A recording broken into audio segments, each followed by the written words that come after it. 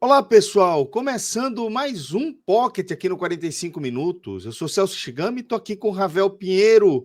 E hoje a gente vem aqui nesse formato plantão para esse conteúdo no nosso canal. Antes de mais nada, vou pedir para que você se inscreva no nosso canal se ainda não for inscrito. Se você já foi inscrito e ainda não ativou o sininho, faça isso para você não perder nenhum conteúdo, sejam nossas lives mais longas aí, ou esses formatos aqui mais dinâmicos, onde a gente analisa um tema único, tá? De toda forma, a gente também pede para você contribuir com o nosso crescimento, compartilhando um dos nossos conteúdos com alguém que você acha que pode se interessar também pelos nossos programas. Como eu falei, Ravel, hoje a gente vai de tema único nesse formato plantão para tratar de um tema que ele vai se desdobrar em outras questões.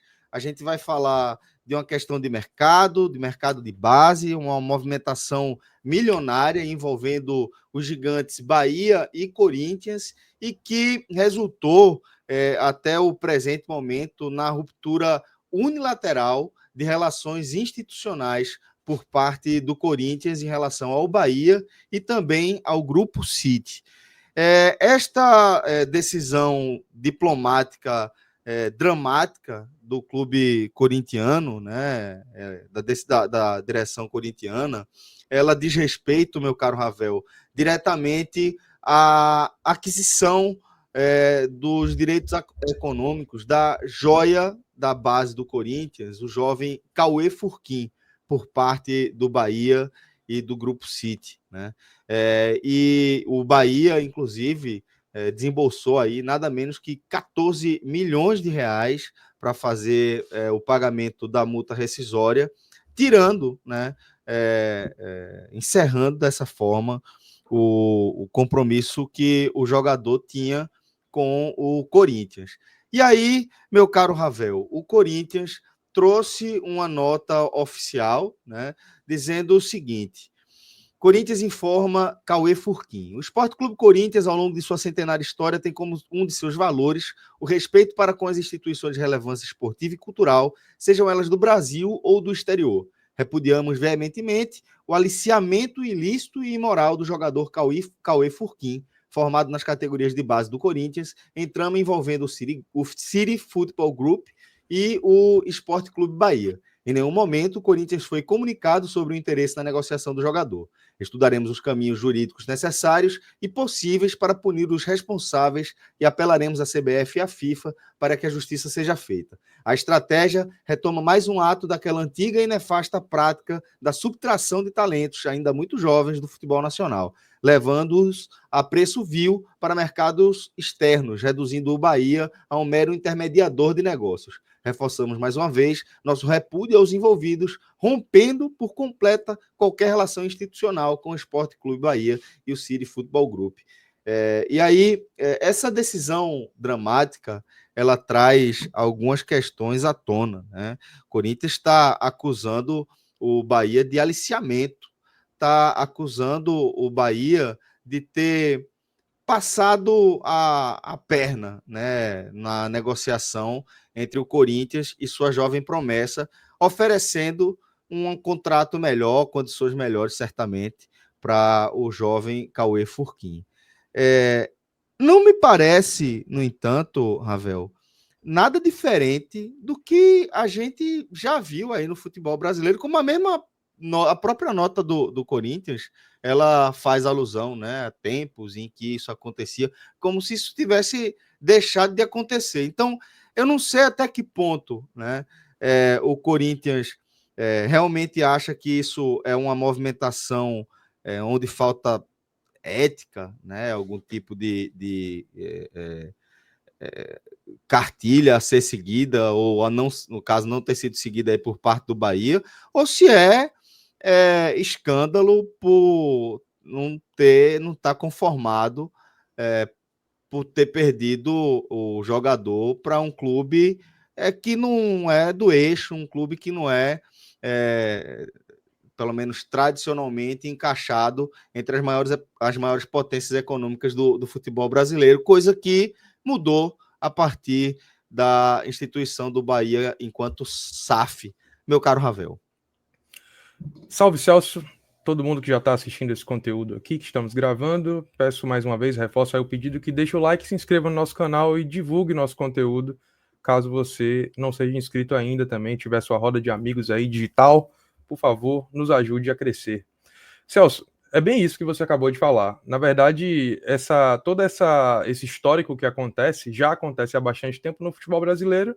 O que aconteceu agora foi que os papéis se inverteram, né?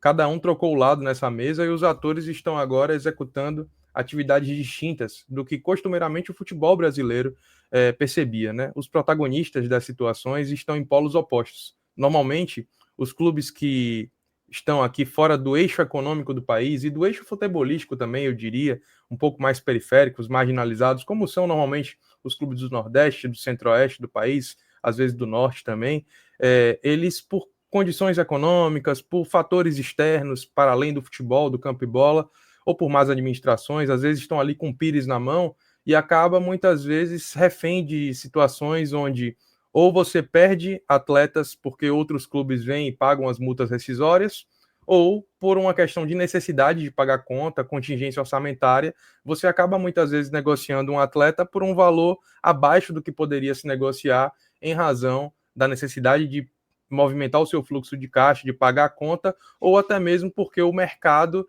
ele só vê valor num atleta que está vestindo uma determinada grande camisa do futebol brasileiro. O que acontece agora é o movimento de contracultura, a diferença que a gente está começando a perceber paulatinamente à medida em que alguns clubes passam a ser bem administrados ou estão dentro de uma conjuntura financeira, que fazem parte de um grupo, de um MCO, que pode simplesmente chegar lá e colocar valor, colocar dinheiro apostando em projetos de longo prazo, sem ter a necessidade de fazer vendas ou aquisições com o chamado pires na mão, né, Celso? Que é aquilo que o futebol brasileiro, de uma maneira histórica, acabou se acostumando a ver. Então, o que a gente está vendo, na verdade, é um Corinthians sofrendo os efeitos daquilo que ele passou a fazer mais recentemente também, com a sua má administração, com a gestão pouco preocupada em fatores que possam proteger os contratos dos seus atletas, e um Bahia que, assim como o Ferran Soriano anunciou lá quando da estabelecimento da SAF e a aquisição dessa SAF pelo City Futebol Group, havia projetado, está começando a acontecer em termos mais práticos. Seremos odiados, disse assim ele, quando o Bahia foi adquirido pelo Grupo City. E essa é uma maneira de ser odiado. Tá? O Bahia ele acaba de fazer um movimento na contratação de uma joia, um atleta, pagando a multa rescisória que a lei prevê, que são equivalente a 2.000 vezes o valor do salário do atleta. Ou seja, o Bahia agiu dentro das normas legais do que o futebol prevê para esse tipo de movimentação no mercado interno. Adquiriu um jogador do futebol brasileiro, que tem um salário aí aproximadamente de 7 milhões de reais, depositando a multa rescisória, seduzindo o atleta por um projeto de longo prazo para sua carreira, afinal de contas é um jogador de 16 anos, que objetiva, como a maioria desses jovens garotos, ter uma carreira no futebol brasileiro, depois no futebol europeu, e percebe no Bahia, que faz parte de um grande conglomerado de clubes, a oportunidade de começar e gradativamente, à medida em que for fazer 18 anos, que é a data que a legislação também permite que uma transferência internacional possa acontecer, Celso, ele tenha esse caminho encurtado, dependendo do desempenho que ele vai ter, e o desempenho é promissor. Né? Pelo que se acompanha do atleta, é um jogador que tem uma expectativa futura bastante positiva. Só que o Bahia agiu dentro da lei. Normalmente o que acontece é o contrário. São clubes como o Bahia, historicamente, tendo que vender suas joias para pagar a conta ou não conseguindo conter o aliciamento de clubes como o Corinthians. E aí eu trago o primeiro ponto aqui importante em relação a isso, Celso. Não muito tempo atrás, o Corinthians foi expulso do movimento de clubes formadores por acusações de aliciamento. Inclusive, um torneio sofreu ameaças de boicote por outros clubes porque o Corinthians havia aliciado atletas da base desses outros clubes. Ou seja, o Corinthians, na verdade, está acostumado a estar no polo ativo do aliciamento discursado. Uma vez que agora ele se encontra no polo passivo em razão dos seus problemas internos, Celso, ele agora se vê incomodado por ações que historicamente o próprio clube alvinegro sempre teve. E o Bahia, se valendo de uma estrutura financeira, de uma pujança, de uma capacidade de conseguir seduzir atletas por um projeto futuro interessante, está conseguindo agora mudar a ordem natural das coisas. A gente destacou, né, desde a sinalização da proximidade do acerto, né, entre o Bahia e o Grupo City, que a imprensa do Eixo talvez não tivesse dando a devida dimensão do movimento que estava ocorrendo ali no país, né? Fosse a aquisição do Grupo City feita aí em qualquer outro clube ali do Eixo, certamente a gente teria acompanhado um movimento muito mais intenso aí por parte dos principais veículos, dos principais programas, das principais plataformas, porque é o que é, né? É o que é no sentido de o Grupo City ser talvez o grupo econômico, né, vinculado a futebol, mas com mais resultados para dizer que está entre os mais capacitados do planeta aí nesse mercado, nesse tipo de negócio, né? Ele tem todas as pontas ali preenchidas, inclusive ao escolher o Bahia, né, como o clube onde ele faria, pelo qual ele faria a sua entrada de dentro para fora no mercado brasileiro, né? E o que a gente está vendo a partir disso aí é essa mudança de personagens, como o Ravel destacou. Talvez a galera não esteja acostumada, talvez seja justamente isso.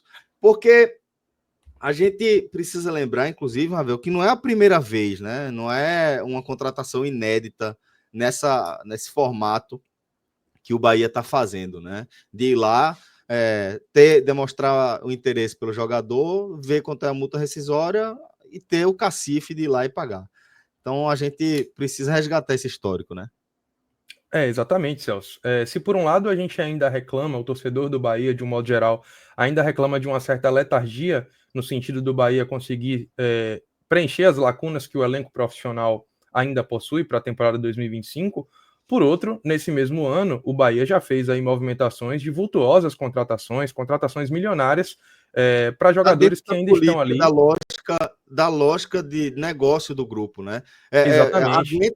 Aguenta sofrer ali com dois goleiros que não passam confiança e vai com alguma cautela para o mercado, como se não tivesse urgência para a posição, apesar de o clube estar fazendo uma temporada ainda, uma campanha ainda histórica, né? Principalmente em relação à Série A, mais vivo na Copa do Brasil, podendo ultrapassar um teto que o clube nunca ultrapassou. Então, investir na categoria de base, né, por outro lado, parece mais urgente do ponto de vista do modelo de negócio, né, da forma como o Grupo City enxerga o negócio, porque ele enxerga como esse ativo ele irá se multiplicar com os ativos que ele já tem dentro da sua própria estrutura, né? Ele já tem como fazer a ligação direta para os principais centros do futebol mundial, né? Exatamente. O perfil de contratação é um pouco diferente, né? Então, assim, quando você pensa as negociações para suprir essas lacunas, que eles até chamam a janela do meio do ano, Celso, de janela de ajuste, normalmente você faz ali um investimento num ativo que tende a dar um retorno técnico no curto prazo, mas que, sob o ponto de vista econômico, é um ativo que pode apenas se depreciar, né? Enquanto na formação de base, na contratação de jogadores de base, você prioriza ali fazer movimentos de contratação milionárias, no sentido de fato serem investimentos com ativos que vêm aqui para se valorizar, para terminar sua formação na base do Bahia, com a metodologia do Grupo City, e depois serem devidamente aí formados, lançados ao time profissional, para darem também contribuições técnicas e serem negociados. Tá, Celso? Então, dentro dessa linha, essa é a terceira contratação nos últimos meses em relação ao que o Bahia tem pensado aí através dessa nova metodologia de contratações, também objetivando aí o longo prazo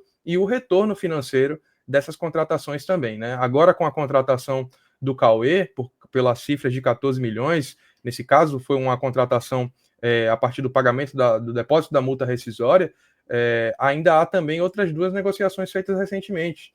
Uma delas, o jogador Zé Guilherme, lateral esquerdo do Grêmio, teve 80% do seu passe ali, dos direitos econômicos adquiridos junto ao Grêmio.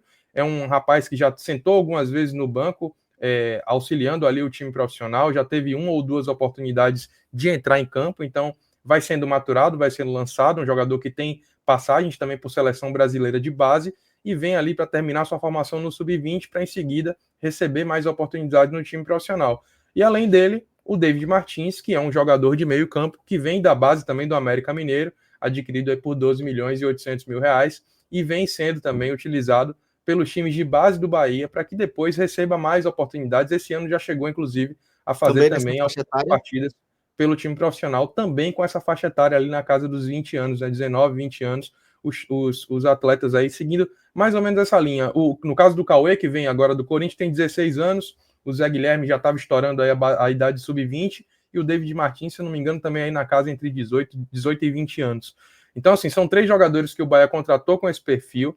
Tá de olho em mais um jogador do Corinthians aí, que também tem a possibilidade de vir sob os mesmos moldes, né? E ainda essa semana fez uma movimentação, uma tentativa de contratação de um zagueiro do Flamengo, o zagueiro Iago, onde o Bahia ofertou 2 milhões de euros, o equivalente aí a também 12 milhões e 800 mil reais, mais 20% de direito sobre uma venda futura.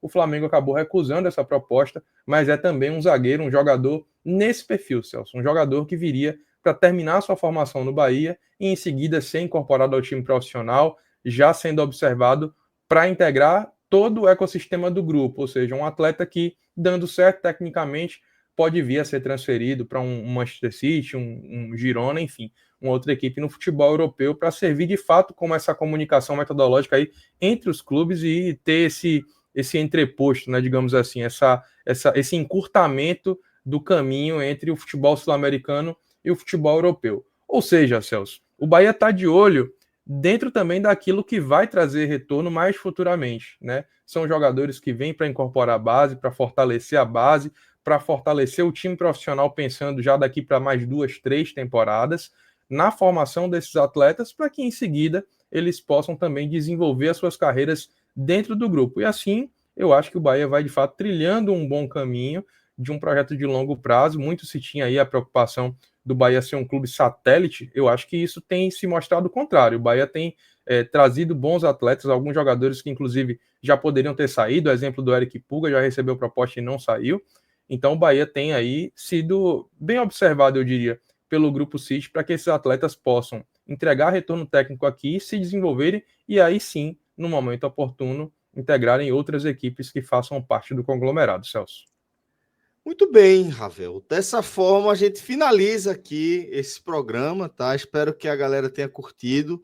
Deixa aqui o seu comentário, diga o que é que você achou desse conteúdo, o que é que você está achando desse formato pocket mais curtinho, sempre trazendo aí o factual, que é de mais importante no dia a dia, né, do nosso futebol, mas também trazendo a profundidade que a gente costuma trazer e a nossa perspectiva sempre diferenciada. Muito obrigado, Ravel. Muito obrigado também a cada um de vocês pela audiência. Um forte abraço e até o próximo. Valeu! Tchau, tchau.